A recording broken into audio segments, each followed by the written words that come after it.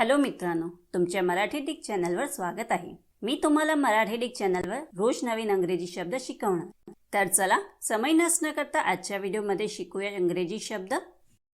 On. ओनचा Marathi अर्थ स्वतःच्या, स्वतःच्या मालकीचा, स्वतः, कोणाच्याही मदतीशिवाय, च्या मालक असणे, स्वतःचे असणे, जवळ असणे, कबूल करणे, स्वीकार करणे किंवा स्वतःच्या असल्याचे मान्य करणे होत आहे। ओनला आपण वाक्यात प्रयोग करून बघूया। पहिला वाक्य आहे We own and operate the business। दुसरा वाक्य आहे Can you see your own future?